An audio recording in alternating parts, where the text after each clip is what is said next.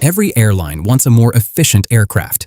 Every engine manufacturer's answer for 50 years has been the same: build a bigger engine. It worked. Fuel burn dropped. Airlines made more money per flight. Aircraft flew farther on the same tank. Emissions per passenger fell every single generation. And now the bigger engines have become the reason airlines can't get airplanes at all. That is not a metaphor. Airbus just pushed back its most important production target by more than a year, not because of a design flaw, not because of a certification problem, but because one engine manufacturer in France cannot physically build engines fast enough. Boeing spent a decade fighting the deadliest software crisis in aviation history, and the root cause traces back to an engine that had grown too large to fit under a wing designed in the 1960s. Wizz Air has had a quarter of its fleet grounded, not from a crash, not from a recall, but because the engines meant to make its aircraft more efficient turned out to be the least reliable component on the airplane. Wizz Air just paid 39 million euros to lease other airlines' planes, because its own were sitting grounded. Some airlines are now tearing apart brand new jets for spare parts. The industry is bleeding $11 billion a year just to survive a problem nobody has actually fixed. This is the story of aviation's greatest engineering success becoming its biggest strategic constraint. Subscribe if you want to understand why the industry's answer to almost every problem for half a century is now the industry's biggest problem. To understand why bigger became the default answer, you have to understand what a bigger fan actually does. A jet engine's bypass ratio describes how much air flows around the engine core compared to how much flows through it. A higher bypass ratio means more of the thrust comes from moving a large volume of air gently, rather than a small volume of air violently. Gentle air movement is quiet. It's efficient. It burns less fuel per pound of thrust. The way you increase bypass ratio is you make the fan bigger. Every major engine program since the 1990s followed that logic to its physical limit. The GE90, developed for the Boeing 777, had a fan diameter of 128 inches, the largest jet engine in the world when it entered service, with a bypass ratio approaching 9:1. The GE9X followed for the 787 and the 747-8, refining the same architecture with lighter composite materials. The Rolls-Royce Trent XWB, built for the Airbus A350, pushed to a 118-inch fan and a 9.6:1 bypass ratio, delivering roughly a 15% fuel consumption advantage over the original Trent engines from the 1990s. The CFM LEAP, developed jointly by GE Aerospace and Safran to replace the CFM56 on narrow-body aircraft, delivered 15 to 20% efficiency gains through the same fundamental strategy applied to a smaller airframe. Then came the GE9X, built for the Boeing 777X. Its fan measures 134 inches across, wider than a 737 fuselage. It achieves a bypass ratio of approximately 10:1 and is 10% more fuel efficient than the GE90 it replaced. It is, as of today, the largest jet engine ever certified for flight. For 50 years, this was simply how the industry got better. Bigger fan, higher bypass ratio, lower fuel burn, happier airlines. Everyone won. Then, bigger started running out of places to go. The clearest example is also the deadliest one.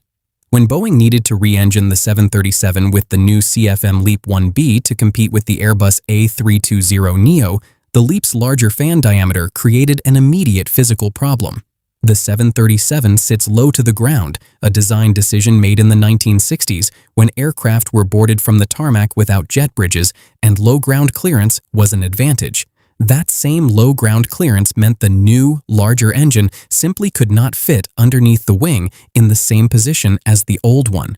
Boeing's solution was to move the engine forward and higher on the wing and to lengthen the nose landing gear by 8 inches to tilt the whole aircraft's stance. It worked. Geometrically, the engine fit. But moving a large nacelle forward of the wing changes how air flows around it at high angles of attack. The larger, further forward nacelle began generating lift of its own at high pitch angles. Lift that pushed the nose up at exactly the moments a pilot needed predictable handling. To compensate, Boeing built a piece of software called MCAS, designed to automatically trim the aircraft's nose back down whenever that geometry-induced pitch-up began to occur. MCAS relied on a single angle of attack sensor.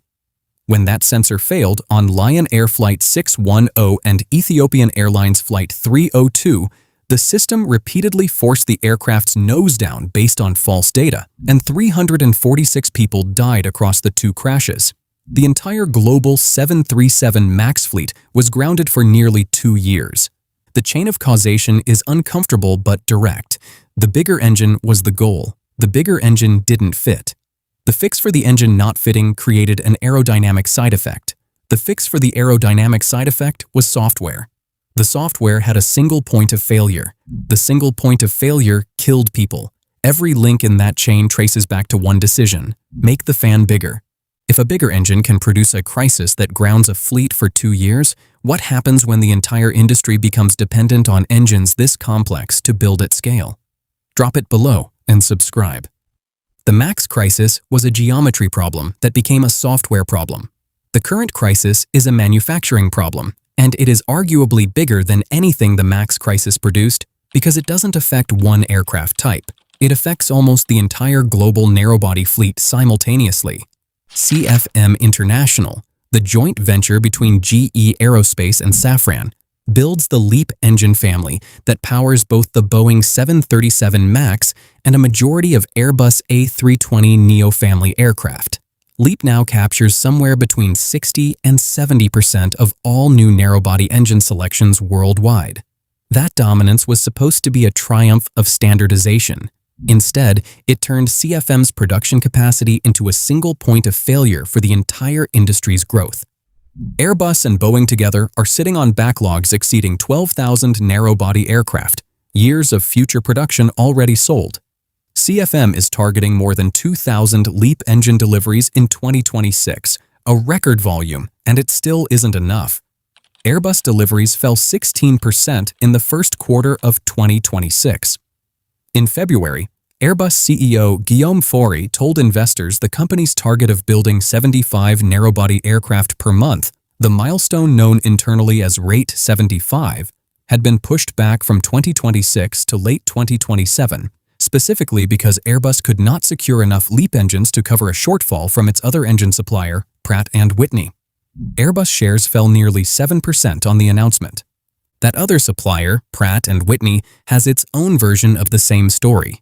Its geared turbofan engine family suffered a manufacturing defect discovered in 2023, contaminated powder metal in critical turbine components, requiring hundreds of engines to be pulled from service for inspection. At the crisis's peak in late 2025, approximately 17% of the global Airbus A220 fleet, an aircraft that only has one available engine option, was grounded simultaneously. Wizz Air had roughly a quarter of its entire fleet sitting on the ground at points throughout 2025, not because the aircraft were unsafe to fly, but because their engines had to come out for inspection and there weren't enough spare engines or repair slots to keep the fleet moving. Two different engine manufacturers, two completely different technical failures, the same underlying result. Engine production, not airframe assembly, is now the primary constraint on how fast the global aviation industry can grow. Even when engines work exactly as designed, their sheer physical size is now running into a different kind of limit: the airports built to hold them. Every major international airport was engineered around a specific envelope of aircraft dimensions, and wingspan is the dimension that constrains almost everything else. Gate spacing, taxiway separation, how many aircraft can move simultaneously without wingtips colliding. The bigger, more efficient wing that a new engine's improved economics makes possible is not automatically compatible with the infrastructure that has to receive it. The Boeing 777X is the clearest current example. Its wing was redesigned specifically to maximize the aerodynamic benefit of the GE9X's improved bypass ratio: longer, more slender, more efficient than any previous 777 wing. Fully extended, that wingspan exceeds 235 feet.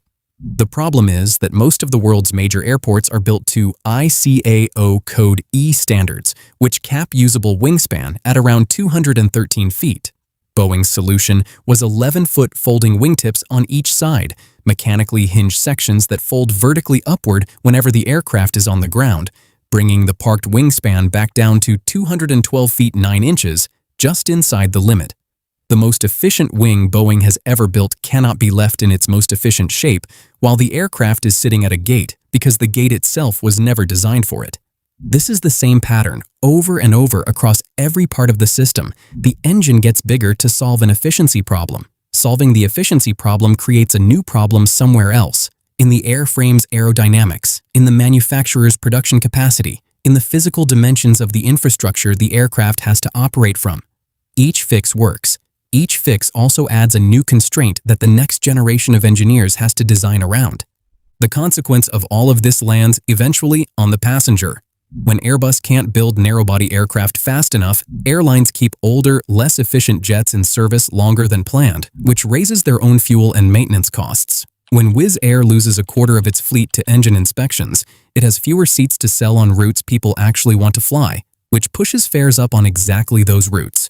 When United or Southwest wait years for aircraft they've already paid deposits on, their own fleet renewal plans slip, and the fuel savings those newer aircraft were supposed to deliver simply don't materialize on the promised timeline. Aircraft leasing costs rise across the board because a shortage of new aircraft makes every existing aircraft in the world more valuable to whoever currently owns it.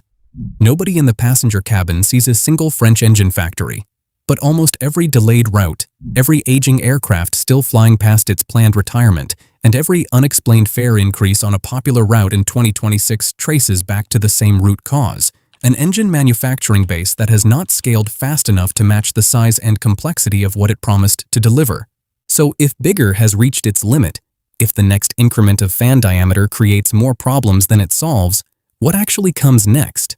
Rolls-Royce is betting that bigger still has room to run, but only with an entirely new architecture underneath it. The UltraFan demonstrator, still in testing, uses a geared fan system similar in concept to Pratt & Whitney's GTF, allowing the fan to spin at a different, more efficient speed than the core turbine behind it. The same fundamental trick the GTF used, but scaled for wide-body thrust levels, with a target of a further 10% efficiency improvement over the current generation of engines. The more radical answer is to stop trying to make the fan bigger and change what the aircraft looks like instead.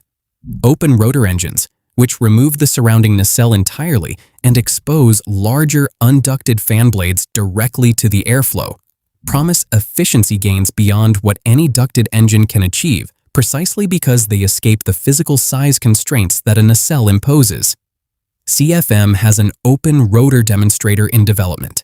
It is also, mechanically and acoustically, a much harder problem than anything the industry has solved at this scale before. And then there are the aircraft that abandon the tube and wing shape altogether, precisely because that shape is what has been forcing engines into these compromises for a century. Blended wing body designs distribute lift across the entire airframe instead of concentrating it in two wings attached to a cylindrical fuselage, which changes where an engine can be mounted and how large it can be relative to the rest of the aircraft. Whether that turns out to be the actual solution or simply trades one set of engineering constraints for a completely different one is a question the industry won't be able to answer for years. Every one of these paths is trying to solve the same underlying problem. Aviation spent 50 years making the engine bigger because it worked every single time until it started producing as many new problems as it solved. The MAX crisis, the CFM shortage, the GTF groundings, the 777X's folding wingtips. None of these are separate stories. They are the same story, told from 4 different angles, about an industry that built its entire strategy for progress around a single lever and is now discovering what happens when that lever runs out of room to pull. Drop a like if you didn't expect the MAX crashes and the current engine shortage to be the same underlying problem, and subscribe if you want to see which of these next-generation answers actually gets built first.